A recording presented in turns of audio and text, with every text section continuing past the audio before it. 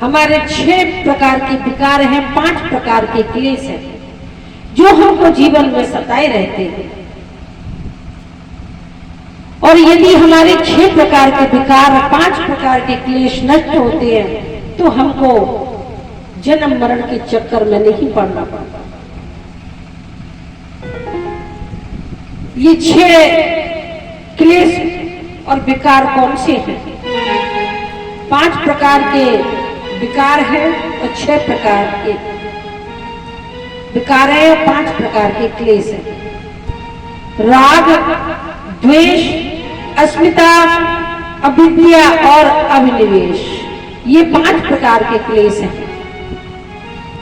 जैसे राग होगा तो वैराग्य नहीं आएगा, और यदि वैराग्य होगा तो राग नहीं होगा। द्वेष होगा तो ज्ञान कभी नहीं आ सकता। यदि ज्ञान है तो मनुष्य के जीवन में द्वेष हो ही नहीं सकता। विद्या होगी तो अविद्या नहीं होगी, और जहां अविद्या है उस व्यक्ति पर कभी विद्या नहीं हो सकती। और जिसके जीवन में विनम्रता है, सहजता है, शीलता है, तो कभी अस्मिता नहीं आ सकती। और 6 प्रकार के विकार हैं: काम, क्रोध, मद, मोह, मत्सर और लोभ। ये पहला जो विकार है काम,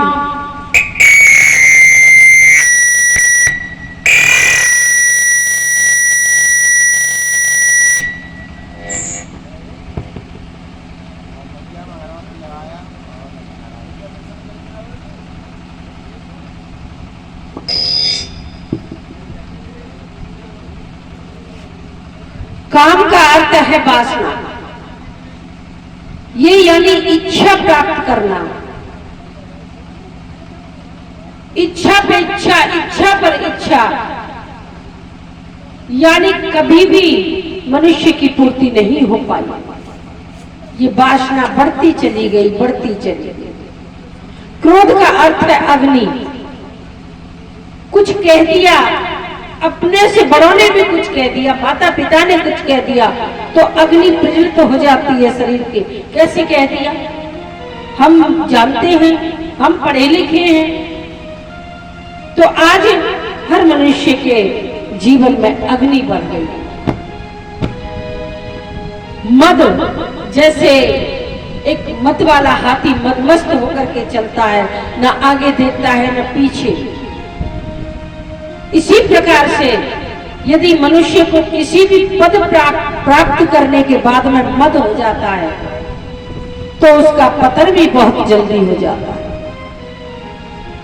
मत्सर यानी ईर्ष्या और लोभ। जैसे एक सुई होती है ना, सेल समाप्त होने पर सुई वहीं की वहीं टिक टिक टिक टिक करती रहती है। ऐसे ही मनुष्य लोभ में इसी तरीके से घबराता मर्राता रहता है और लोभ उसको पेरता रहता है। ये मोह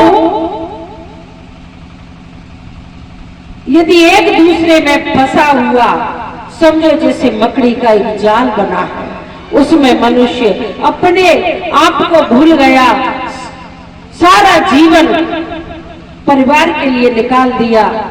जब सुख की इच्छा की तो एक मकड़ी के जाल में ऐसा फंस गया जो अपने बलबूते पर भी खुद में सुख प्राप्त नहीं किया।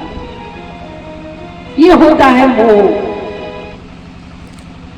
ना अटको ना बटको, ये है देश बिगाना रे, मुसाफिर चलते जाना रे।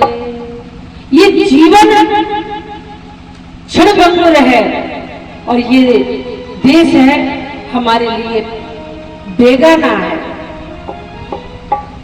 काम पूर्ति पर बढ़ता लो, नहीं मिले तो होता छो, हमने किसी चीज को या किसी पद को या किसी वस्तु को प्राप्त करने की इच्छा की और वो हमको प्राप्त नहीं हुआ तो हमको क्षोभ होता है, क्रोध आता है।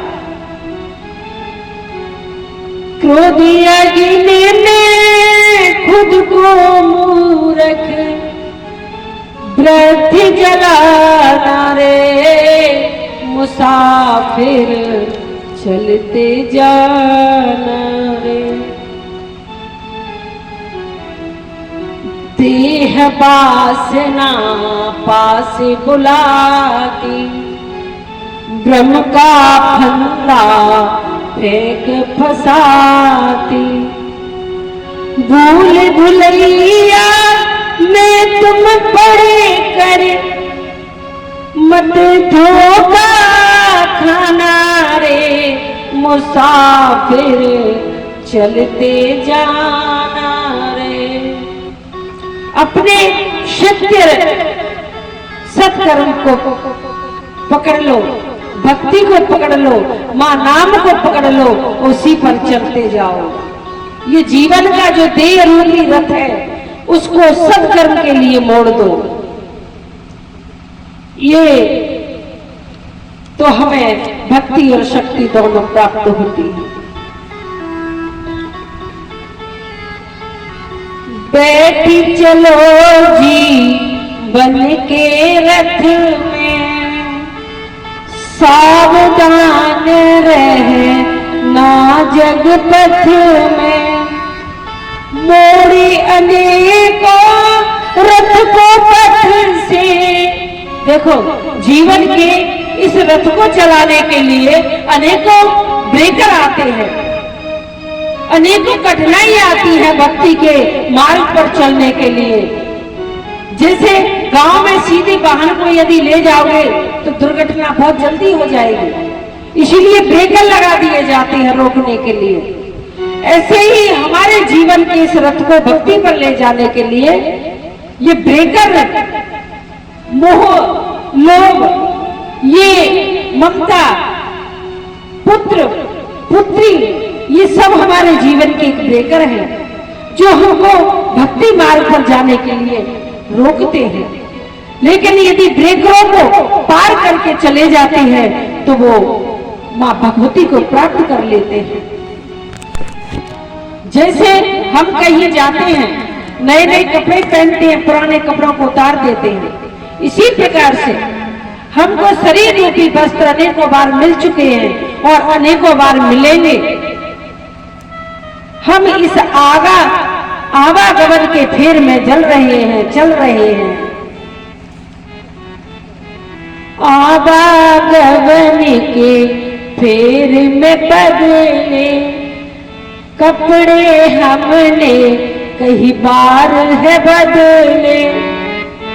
अब नर्तन की चुनरी ओढ़ी, अब नर्तन की चुनरी ओढ़ी, मतदार लगाना रे, मुसाफिर चलते जाना रे। सिर्फ मां भगवती का नाम ही अपने जीवन का एक आधार बनाना। इसीलिए मां भगवती की श्रीमद् देवी भागवत में सर्वप्रथम 10 नियम बताए। तप संतोष आस्तिकम दान देवस्य पूजनम सिद्ध दान श्रवण चैनिरम तिष्ये जपो होतम। यानी हमने तप संतोष ये दोनों का बताया। आस्था, आस्तिक यानी आस्था, हमें एक किसी में आस्था जोड़ ले, किसी में जोड़ लो और हम उसी के हो जाए तो हमें मुश्किल कभी नहीं आएगी। और उसी को अपने हिसाब से पूजो, उसी को मानो। और शास्त्र श्रवण यानी कहीं भी कथा होती हो, बड़े प्रेम से ध्यान पूर्वक उनके गुणानुवादों को सुनो, उनके चरित्रों को सुनो, क्योंकि कोई आम पुस्तक नहीं है, ये साक्षात भगवती का स्वरूप है और उसी की कही हुई वाणी है। हमेशा अपनों के आगे झुक कर के चलो, लज्जा और बुद्धि का सही इस्तेमाल करो। और थोड़ा समय निकले तो थोड़ा भगवान का नाम, मैया का नाम लेने के लिए थोड़ा जाप करो। और 10वां नियम है हवन। ये मां भगवती के 10 नियम बताए हैं। मां भगवती के स्वरूपों का वर्णन करने के लिए आज हम सब बैठे हैं और उन्हीं के पुराण वाद सुनने के लिए बैठे। प्रथम शैलपुत्री, द्वितीय च ब्रह्मचारिणी, तृतीयं चंद्रघंटेति कुसुमांडेति चतुर्थकम्, पंचम स्कंदमातेति, षष्ठं कात्यायनीति च, सप्तम कालरात्रि महागौरीति चाष्टमम्, नवमं सिद्धात्री च, नवदुर्गा प्रकृतिता। मां भगवती के वैसे तो अनेकों अनेक रूप हैं, लेकिन हम उनको 9 रूपों में ज्यादा पूजते हैं और 9 रूपों को ज्यादा मानते हैं। और मां भगवती भक्तों के लिए 9 रूपों में ही व्याप्त हो जाती है। प्रथम शैलपुत्री, शैलपुत्री है जो राजा हिमालय के यहाँ उन्होंने जन्म लिया, वो माता पार्वती है। प्रथम शैलपुत्री, और तपस्या करके उन्होंने, हिमालय राजा ने बहुत तपस्या की थी, जब जाकर के मां भगवती उनके पुत्री के रूप में प्रकट हुई और वो शैलपुत्री के नाम से, जो शैल कहते हैं पर्वत को, इसलिए शैलपुत्री उनका नाम पड़ा। ब्रह्मचारिणी, जिनका सच्चिदानंदमय रूप है, सत्यचित आनंद, जो पहले भी थी, आज भी है और अंत में भी रहेंगे। मां भगवती, जिनका सत्य प्रतिकार, जिनका स्वरूप है, मां भक्तों पर समय समय पर रक्षा करने आती है। चंद्र घंटाए यस्य, जिनके मस्तक पर चंद्रमा शोभित हो रहा है, उन्हीं मां भगवती को हम चंद्र घंटा कहते हैं। त्रिविधा तापयुक्त संसार चयने, जो मां भगवती, जो आदि शक्ति तीनों तापों से हमें बचा रही है, और वही मां तीनों तापों को अपने उधर में समेट रही है, वही मां कुष्मांडा है। और तीनों ताप कौन कौन से हैं? श्री रामचरितमानस में बाबा तुलसी ने अंकित किए हैं।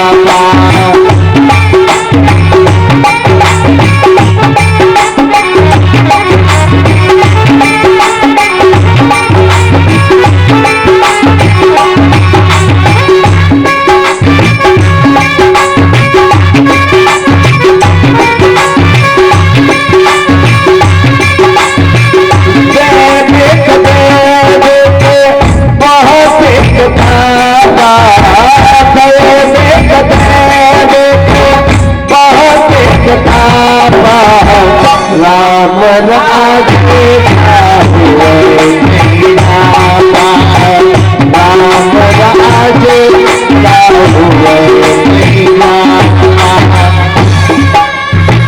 साथी हमारा दोनों बनेगा साथी हमारा दोनों बनेगा तुम न सुनो अभी तुम सुनेगा तुम न सुनो अभी तुम सुनेगा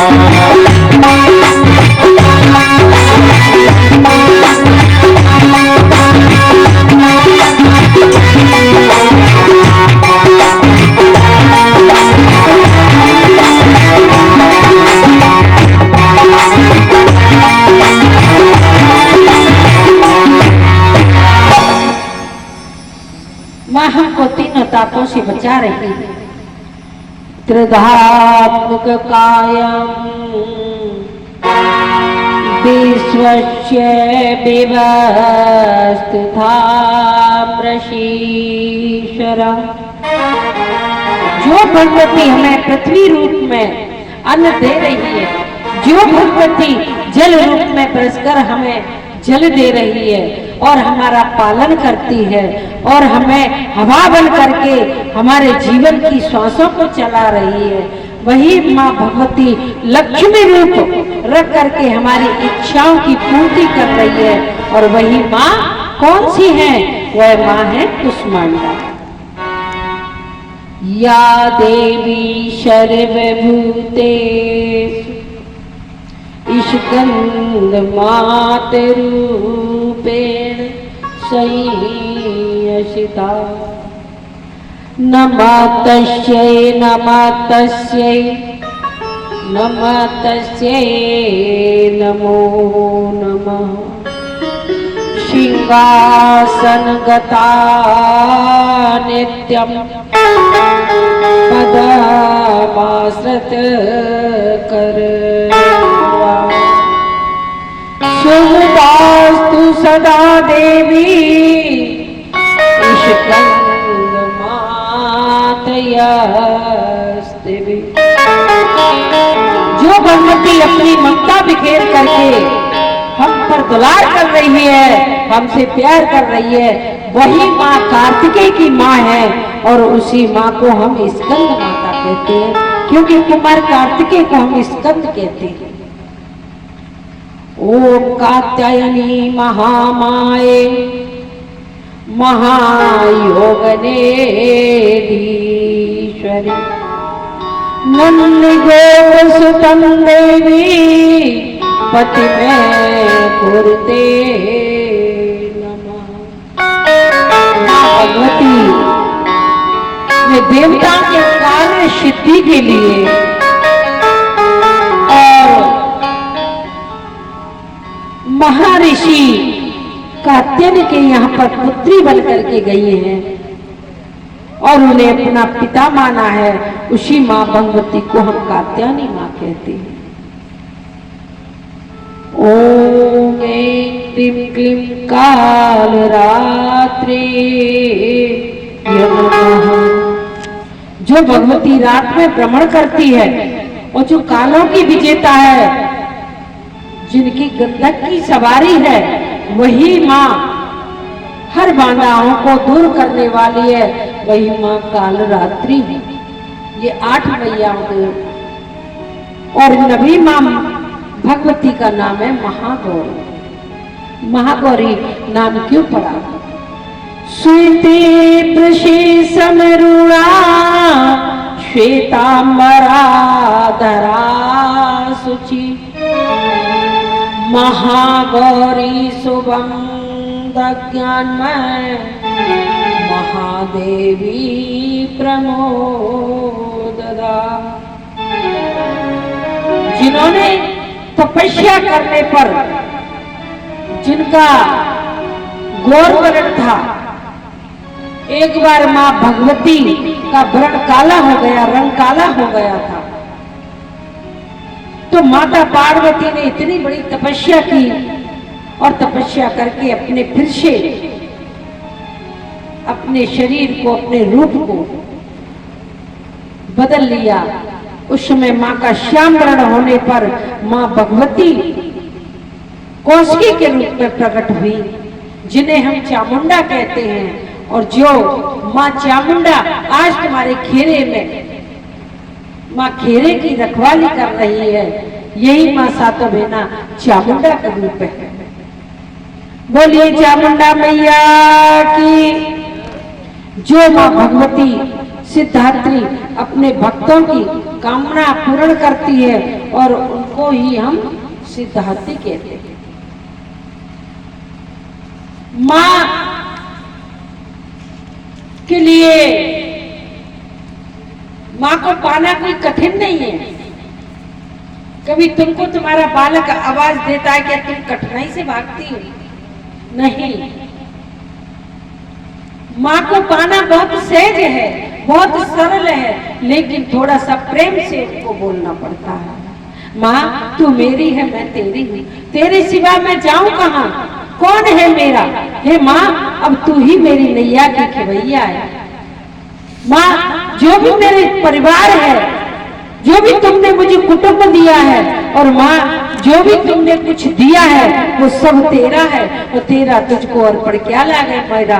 मां तूने ही तो दिया है, जो कुछ है तेरा है, मुझे कुछ नहीं चाहिए, सब कुछ तेरा है।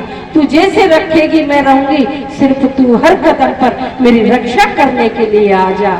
मां मेरे बिगड़े कामों को बना जा, बस यही मां से कहना पड़ता है। क्यों कि देखो मां भगवती को पाना बहुत सहज है, लेकिन पाने के लिए कुछ तकलीफ थोड़ी सी उठानी पड़ती है। और कभी कभी तो मां चढ़ जाती है तो अपने बच्चों की बहुत कठिन परीक्षा भी लेती है, और प्रसन्न हो जाए तो एक आवाज पर ही रीझ जाती है। और जब भक्ति मिलती है तो कुछ तो सहन करना पड़ेगा। कुछ मार्ग में एक उदाहरण का रूप देती हूँ। कुछ मार्ग में पत्थर पड़े हुए थे, पत्थरों की कतार थी। उधर मार्ग से एक कारीगर जा रहा था, शिल्पकार, जो बहुत सुंदर मूर्तियां बनाता था। तो पत्थर देखे बहुत सुंदर थे। उस शिल्पकार ने सोचा कि भैया ना हो तो एक मूर्ति बनाओ। अब एक पत्थर उठाया और जैसे ही उसने छेनी और हथौड़ी चलाना शुरू किया तो पत्थर तो चिल्ला चिल्ला करके बिखर गया। बोले मेरे तो दर्द हो रहा है, हमसे मार सहन नहीं होती। बिखर गया, टूट गया। सारे पत्थर ऐसे ही टूटते चले गए। एक दूसरे कोने में एक पत्थर पड़ा, उसको कोई नहीं पूछता। कोई जाता तो ठोकर लगा देता।